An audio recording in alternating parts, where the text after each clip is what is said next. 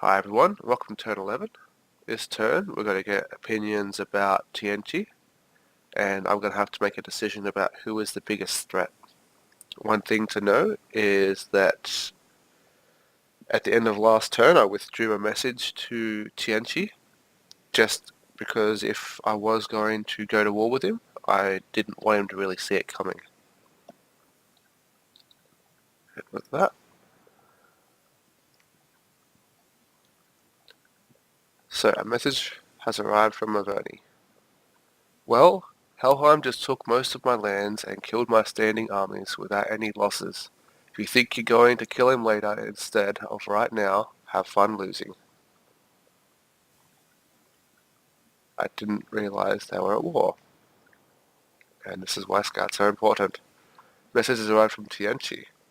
To Grayscale, it is understandable. Just know that if you approach any further, I will send the whole might of the Tianchi military against Jamie. Some guy. Oh, this must be about the bumping. Messages arrived from Agartha. Greetings, demons of Yomi. Since the treacherous humans of Tianchi have already tried intimidating me into giving up my land for free, he has made himself my enemy. Whilst my sweet Orms have no trouble dealing with his blessed warriors, I should be able to defend myself against him fairly well, though given that he has greater numbers than me, I would definitely appreciate an alliance with you to take him on. I'll be able to attack him any time you're ready, so let me know when you start your attack so we can strike him simultaneously. This is arrived from Helheim. I am currently busy pillaging the lands of Maverny, while also busy making the preparations for our roasting of the carcass of Mr. Pig. In the near future, or if Tianchi moves to capture more thrones, I will turn my attention to them. Okay, so he's not even interested in Tianchi. Maverny's Blast is still unknown. They do not seem to be utilizing priests or mages at all, except for research purposes. Okay. From Lake Lord Grace, I concur we should throw our forces into battle with Tianchi. They're the greatest to us all. I will support your endeavors as well as I can. Oh, this just got interesting. Anyway, construction is complete to level 2. We found 2 magic sites. Battle in this province.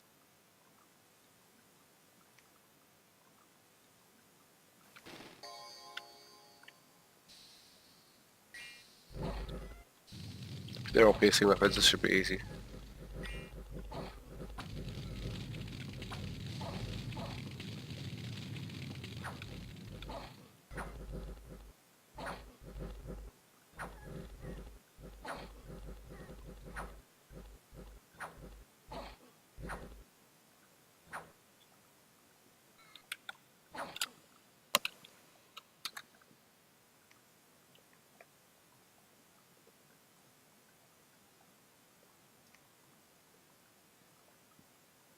Alright.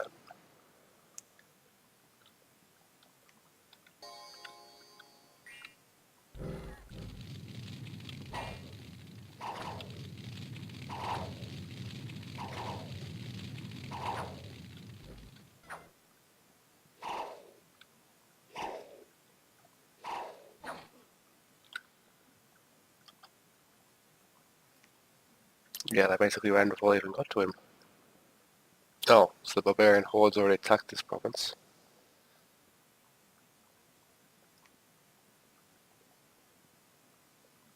More wolves.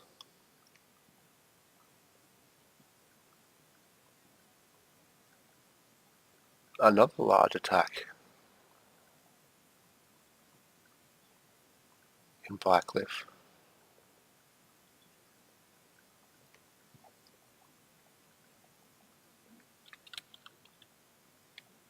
Well, at least Adoni was here to defend off the wolves.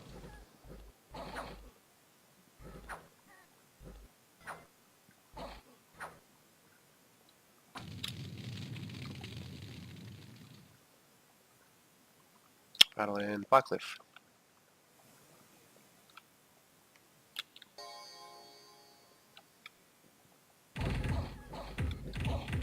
Now I wonder if this barbarian attack is the same for the event we got last turn, or if there's another barbarian attack coming. I'm not really sure. Anyway, new favourite hero. Stories of the third shadow of Grayscale's brave deeds and his heroic quickness are now told by bards and storytellers all over the world. Quickness is good. Very good, especially for us, where our hero will be mainly in combat hitting people. So that's good.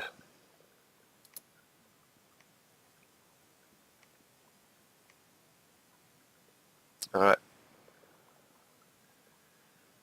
I think I'm going to have you go.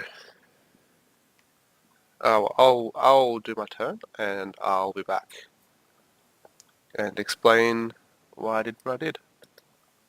And that's turn done.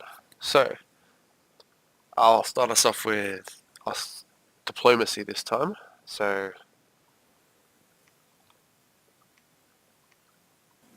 Baba Yaga of Lanka.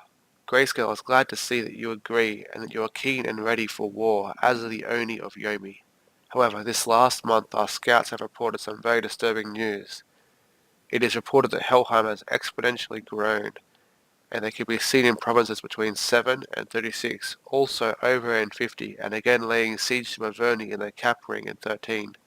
The true size of Helheim is unknown, but if left unchecked, they will be unstoppable. As much of a threat Tianqi is, Helheim is the greater threat for now. I propose that we make a coordinated attack on turn 14, 2 months from when you receive this message. Please return confirmation. They are now too big of a threat for one nation to take on alone. I basically said the same thing to Agartha, but I cut out the first part so that I can see Helheim wish attack on turn 14. And again to Tianqi, but with even less. So that I've seen Helheim wish attack on turn 14. And I'll show you why. So I've seen Helheim sieging Maverni here. I've seen Helheim over here. This is supposed to be Lanka.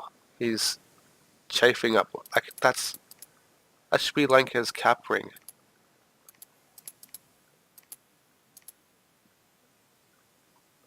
That's not acceptable. Well, to me anyway. If that was me, I would be at war with them already. I've also seen Helheim up here as well. So this is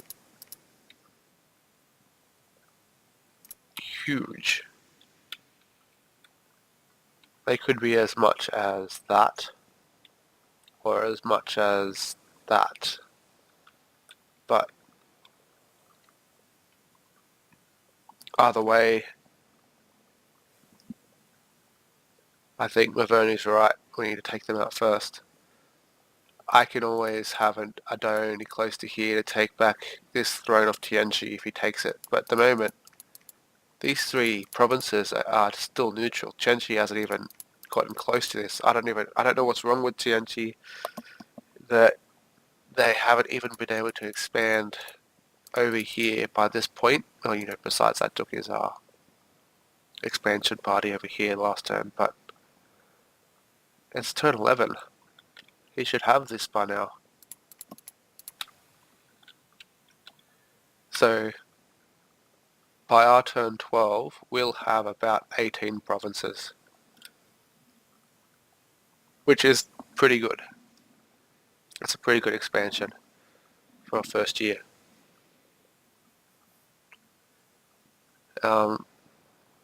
So, movement-wise, third shadow, it's going to take this province. Second shadow is going to move up here, and it's going to site search, so this is just in case there's more barbarians coming from that event.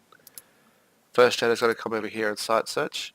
Basically, these two are going to be hovering around close to Helheim for a little bit, just so they can mobilize when necessary. Fourth shadow is going to move into the Wolf province. Fourth shadow is going to keep patrolling, because we haven't had the barbarians come up yet. Our priest is going to move over to this mountain. Hopefully be on a temple next turn, start getting some free spawn coming out. And I think that's about it for movement. So yeah, it was a bit of a hard decision to decide who was going to be the biggest threat, but considering that one nation has almost completely taken over another nation, considering his sieging his cap ring, I think the biggest threat has made itself obvious. So that's our turn. Like and subscribe. Leave a comment below. See you for the next turn.